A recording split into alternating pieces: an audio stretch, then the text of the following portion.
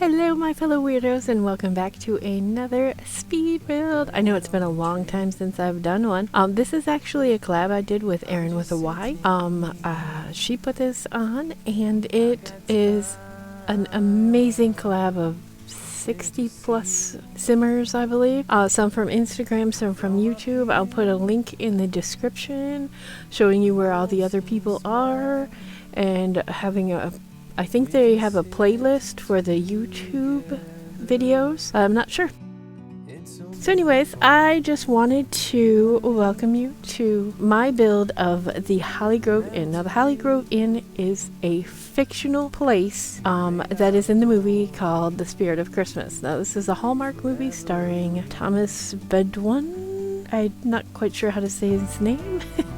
And Jen Lilly. It is one of my absolute favorite Christmas movies. I even watch it when it's not Christmas. It's actually about I believe she is an estate attorney and she is trying to get this inn appraised so that they can sell it because the people who own it currently want to sell.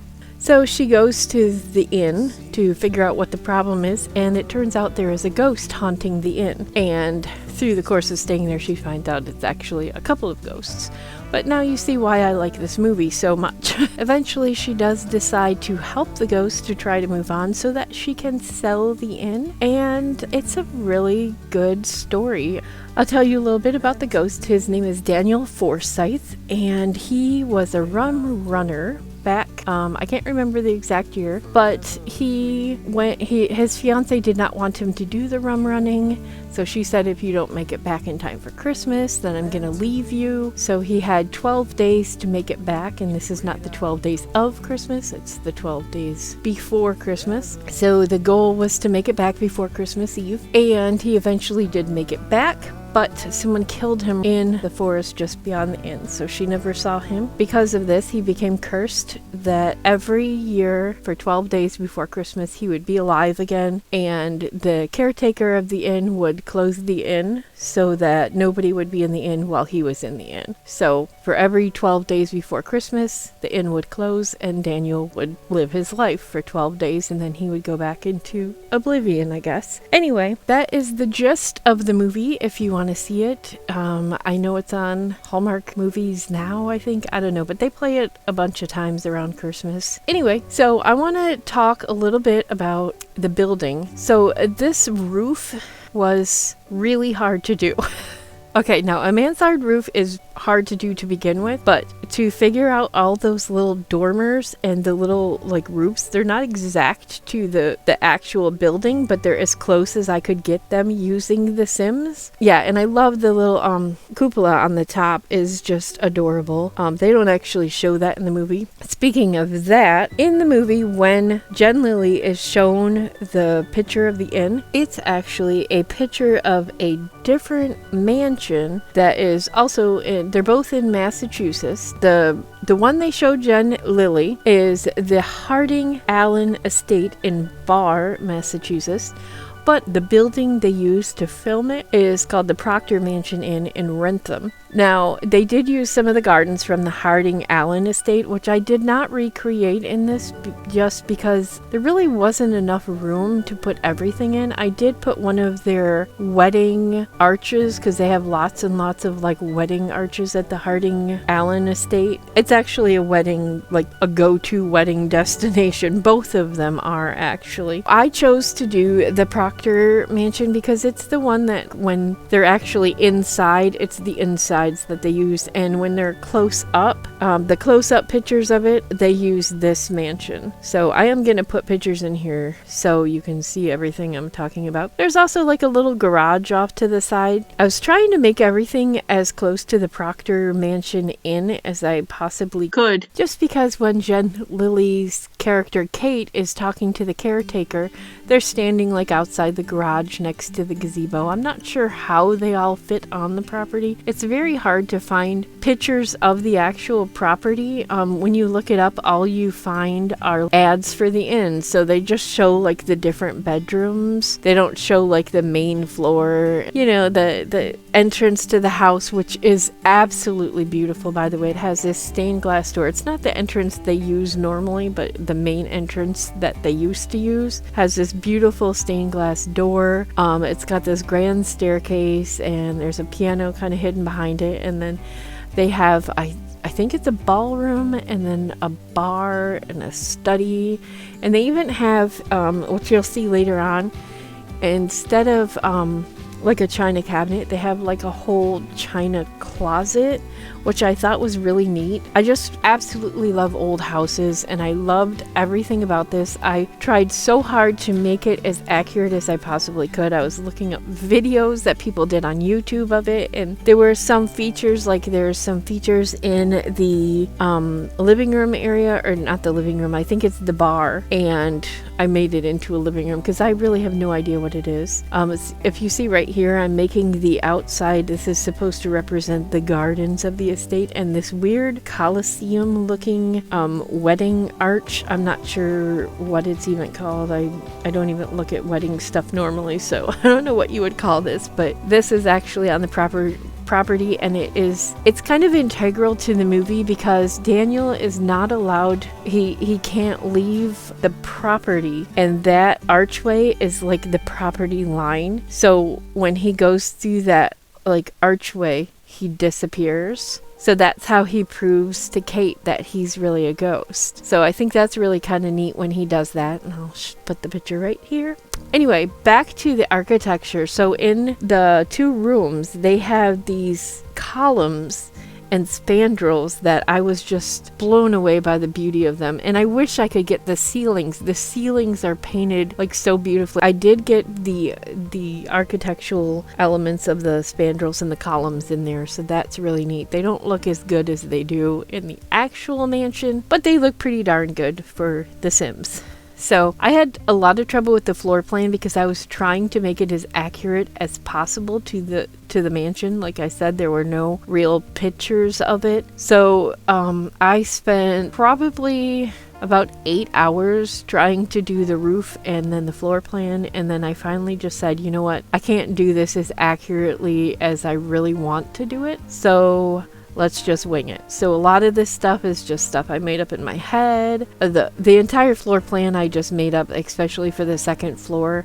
I got the main staircase and the like little main room up at the top of the stairs. I did those to almost exactly to how they were, and the study off to the side, I tried to get that as accurate as possible. But other than that, pretty much everything else is just from my head because there was nothing I could find on this place, this beautiful, beautiful mansion. So, but yeah, I tried to make it as Victorian as possible because that's what they are trying to do in the actual inn. But some of the bedrooms are a bit more modern, so I kind of made them, you know, I tried to make a little bit of a difference, you know, so if you actually were to stay in the inn, you could, you know, have your choice of some of the rooms. There's actually one of the rooms has double beds in it, and I didn't put TVs in the bedrooms because I figured it was kind of like, if you're gonna stay in a house like this, you kind of don't really want TVs, but I did put a TV in like a little library I put upstairs. I put a TV in there just because, you know how Sims are, sometimes they just want to watch TV. So yeah. Now what really confused me when I was watching the movie is at one point when Kate first meets Daniel, he basically carries her outside and plops her down on the porch and then locks her out. She calls the sheriff, and when the sheriff comes, he goes up one set of stairs but comes down a complete opposite set of stairs. And then I realized the first set of stairs he goes up is what they use now as the entrance, which is off to the side by the garage. It's kind of the back stairway. I don't know if it would be used for servants back then, because this was built in 1860, I believe. 1861, 62, something like that. The actual building was built then. And I know Daniel, I think he was like 1913 or something, his spirit is supposed to be from. But yeah, so what really confused me, the stairwells did, until I realized that they were actually two different entrances. And she just like, he went up one and then went around upstairs and came down the other. So, so yeah, once I figured that out and I made the two separate entrances, it all kind of worked out. So this will be available for download on the gallery. Now it was, I don't know how it works with like pictures, because I took pictures of Daniel and put him on the wall where in the movie the pictures of him actually are. And when I went to upload it to the gallery, it said it was modded. And I think I'm going to put the pictures, leave the pictures in. So if you do want to download this, you have to click modded. But it's not, there's no custom content in it. It's just the pictures of Daniel. So even if you download it and somehow they don't come through, that's all you're missing are the pictures of Daniel. And right here I am doing the, what did I call it? The study, I think it is. And I actually put the rug like right up to the fireplace, because that's how it is in the actual inn. But then I moved it later. And there is a chessboard. Now in the actual inn there wasn't a chessboard. They were playing chess on, I think, what was the dining room table. But like I said, I didn't even care anymore. I just wanted to because it was confusing me so much to try and get everything exactly to the movie. So yeah, so oh, here I am making the little china closet. Now I really like the way this turned out, and I would love to put it in some of my other builds. And when I was watching the video from the restoration of it, which they did in 2012, they made this video of like how it looked. That I think right now I have like a dresser over there on that side where I just placed a bunch of stuff on it. That is actually a sink and a safe, which I found out after I built the china closet. So I'm like, I don't really feel like going in and like changing it all up. But I found out that the safe was actually where they would put the silverware, because they didn't want people to steal it. So they actually put their silverware in a safe. So I thought that was kind of neat. And right now you're getting like my cluttering ability right here. It's like on point. I am basically just throwing crap on the shelf and not even caring. Like, I am so bad at cluttering. I think if I took more time, I could probably make it look a lot nicer, but I was just kind of throwing things on there. I don't know if you noticed, I did put a bowling pin in there, and I think I'm gonna put like a bowling pin in all my builds. Like, that'll be my thing. It was just you just gotta find the bowling pin. I think I put another bowling pin somewhere else in this video too, so you can find it. If you find the second bowling pin, put its location down in the comments and let me know if you like that idea. I kind of do like it because I am a bowler. I haven't been able to bowl since 2017 because I hurt my shoulder. It's kind of a tribute to bowling, I guess. So yeah, I love the way the dining room turned out, and I am going to close off that china closet. I love the way the main room worked, even though their door is like white with the stained glass in it. That was the only door we had with stained glass in it. And the wallpaper they have is like actually red, and then a chair rail, and then orange. But I just wanted to kind of represent their color choices, because they really did put a lot of thought into rebuilding this mansion as much as they could to the way it was.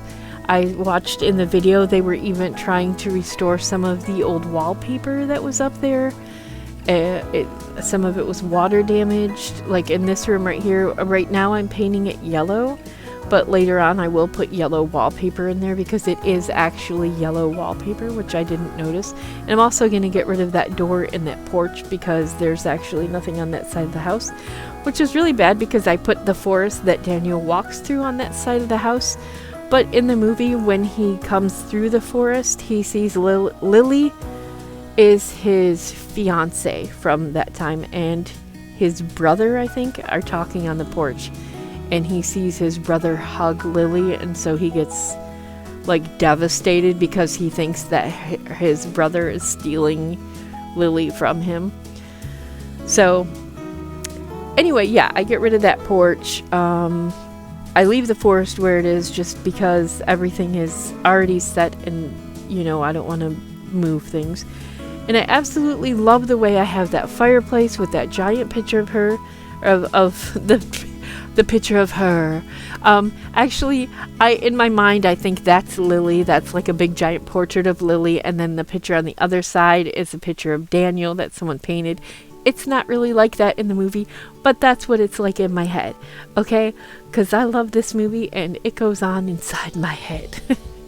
Like, I just make up my own story. Now, I do have to give a little bit of a review of the movie. Like most Hallmark movies, it does have kind of a set, like, it's not quite as cookie cutter as some of the other Hallmarks, but there is a, like one of them gets mad at the other one, and you know, and then she has to leave because her job is telling her to leave, and you know, that kind of stuff. But because of the ghost aspect, and there's actually more than just Daniel in the house, it's very interesting to me because it's kind of an abnormal Hallmark movie, you know. And some of the acting is not the greatest, I will say that, but I think the problem is the director, I guess, or somebody told the actors from the 1900s to kind of talk differently, and that made them, like, I don't know, their acting is kind of like a little bit cringy, you know. But I don't know, I still like the movie, even though some parts are just like, I don't know, I don't like this part, but I still like it. I still think it's a wonderful movie. It has a good message to it. Yeah, it's just one of my favorite Christmas movies. And I think that might be all I have to say about that. I've already raved about the Proctor Mansion. So if you are in Massachusetts, or if you are planning to go to Massachusetts, I would suggest staying in this mansion. I can't remember if it's this one or the Harding Allen estate, but one of them, I think it was the Harding Allen estate. They said that it's not haunted. They don't know if it's haunted. They don't think it is, but there's like these this kind of like initials with a number after it all over. They found it all over the estate. So I think that's kind of weird, but one of my goals in life is to either get married at this place or just stay at this place. Maybe I can even ghost hunt at this place, because this would be an awesome place to ghost hunt, even though, you know, the movie was fictional. But it still would be wonderful to go to this place that was built in the 1860s.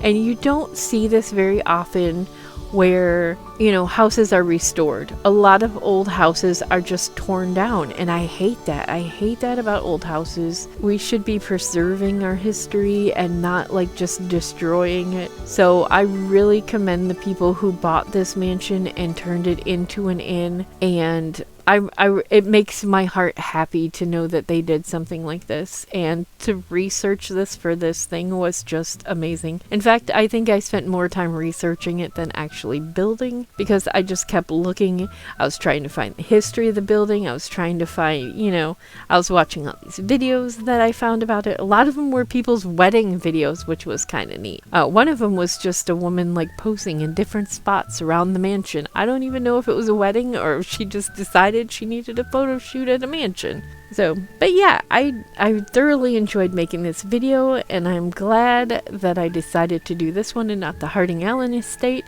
because I will put that on the screen now. That one looks really hard to build. I mean, the Proctor Mansion roof was a little bit difficult to figure out, but the Harding Allen Mansion is huge, okay? It is gymongous. and I think it would be a lot harder to build than this one. So right here I'm putting in if my audio is correct, I am putting in the columns and the spandrels, which in this mode it looks kind of neat, you can see it, but when you actually go down into the build, you can see the spandrels just kind of go up and they don't meet in the middle, which is absolutely perfect because in the actual pictures that I've seen of those features, they don't actually touch in the middle. I thought that was really cool that it did that. And like I said, this room off to the side, the red room, I'm not sure if it actually exists. I just thought it would be nice to have like a room, you know, right there to kind of chill out. Because, you know, a lot of the inns have a kind of living room area that you can chill out. And there's only one bathroom on the first floor, and it's just like a half bath actually. And then on the second floor, each bedroom has their own bath. Yeah, I think all of them do. And there's also a public bathroom up there. So it has like 3 stalls and 3 sinks, you know.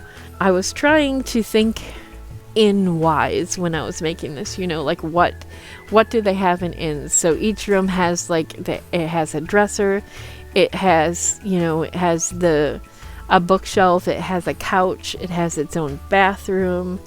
Some of the bathrooms are bigger than the others. Now, one of the things I did notice about the Proctor Mansion is that the bathrooms are spectacular. Like, they have these pictures of the bathrooms, and I'm just like, oh my god, these bathrooms are amazing. Now, I did not put the bathrooms in these builds, I don't think, because I basically just threw down a toilet and a sink and whatever. If the sound is correct here, we are moving on to the attic, which is actually where Daniel stays. And now we're not, never mind, maybe we're not in the attic yet, but we soon will be in the attic. So I'm still going to talk about this part, because for the ladies out there and some of the men, this part you might enjoy very much. So at one point, Kate goes up to the attic and Daniel is standing there with no shirt on. So I'm going to include a GIF or GIF, depending on how you want to say that, of him with his shirt off. Woohoo! Like, it's like one of my favorite parts. I don't know why. I'm not usually that. I'm demisexual, so basically asexual, so I don't think about things like that. But so anyway, on that note, I will finish talking here.